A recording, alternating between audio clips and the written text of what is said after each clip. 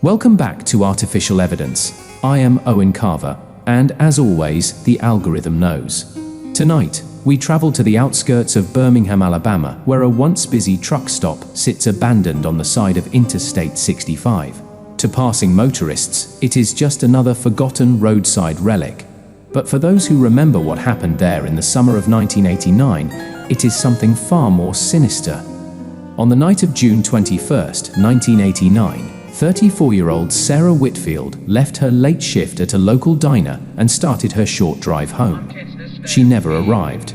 The next morning, her car was found parked neatly in front of the Magnolia Truck Stop, a 24-hour rest area that had served travelers and truckers for decades.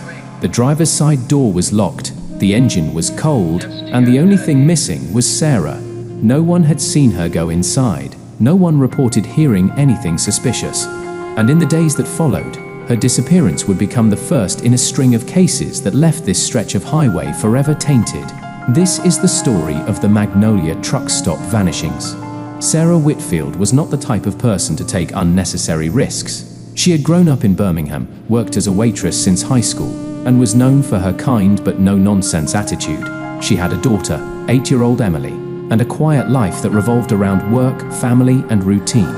She was the type of person who would never pick up a hitchhiker, who always locked her doors, and who kept a small can of mace in her purse, just in case. Her shift at the Bluebell Diner ended at 11:30 that night. The drive home should have taken no more than 15 minutes. But for some reason, Sarah pulled off at the Magnolia Truck Stop, a place she did not usually go. Her car was discovered at sunrise. The hood was cool, meaning it had been there for hours. Inside, her purse was untouched on the passenger seat, her uniform neatly folded on top of it. The keys were missing, but there were no signs of a struggle. At first, investigators considered the possibility that Sarah had stepped inside the truck stop for a late-night coffee or to use the restroom. But the cashier on duty claimed she had never seen her. No one recalled a woman matching Sarah's description inside the building that night. The only security camera, mounted above the truck stop entrance, was broken. Sarah's family and friends searched the area, distributing flyers, combing the nearby woods, pleading for information, but nothing surfaced. It was as if she had stepped out of her car and disappeared into thin air. Weeks passed with no answers. Then, in early August, another car appeared in the same parking lot, under eerily similar circumstances. This time, it belonged to 29-year-old Doug Sanders, a long-haul trucker from Tennessee.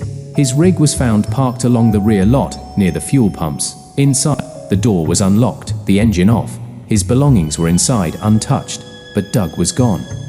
Unlike Sarah's case, there was one witness.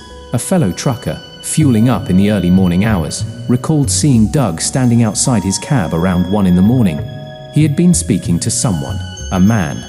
The witness described the man as wearing a denim jacket, tall, lean, possibly in his 40s. He had been standing close, talking in a way that seemed casual but intent. But the witness had not thought much of it at the time. Truckers talked to each other all the time, swapping stories, trading tips about routes and rest stops. But by morning, Doug was gone. His disappearance sent a ripple of unease through the trucking community. Rumors spread about the Magnolia Truck Stop. Drivers began avoiding the place at night.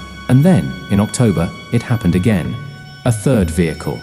This time, a small pickup belonging to 26-year-old Raymond Nash. Like before, the truck was found locked, untouched, parked near the fuel pumps. And like before, Raymond had simply vanished. This time, police had no choice but to acknowledge a pattern. 3 disappearances, all in the same place, all without a trace. The case gained national attention. Journalists swarmed the truck stop. Investigators combed the area for anything they had missed. And that was when they found something chilling. Buried in the dirt just beyond the edge of the parking lot, partially hidden beneath a layer of loose gravel, they found a small silver keyring. It belonged to Sarah Whitfield. For the first time, there was proof that Sarah had not simply walked away from her life. Something had happened to her. Something had happened to all of them. But it would take years before the truth finally surfaced. In 1994, 5 years after the disappearances began, an inmate at the St. Clair Correctional Facility in Springville requested to speak with detectives. His name was Roy Red Barstow, a drifter with a long history of violent crime. He was serving a life sentence for the murder of a woman in Georgia when he made a startling confession. He claimed he knew what had happened to Sarah Whitfield. According to Barstow, a man named Hank Lawson had been responsible. Lawson, a former trucker, had allegedly preyed on travelers along the interstate, targeting those who stopped at remote truck stops late at night. He would lure them in, offer help with a vehicle issue, or simply strike up a conversation before overpowering them. Lawson had worked on and off as a mechanic and had ties to several disappearances across the South. But there was a problem. By the time of Barstow's confession, Lawson had been dead for 2 years. He had died in a boating accident in Florida. Without Lawson alive to confirm or deny the allegations, police had little to work with.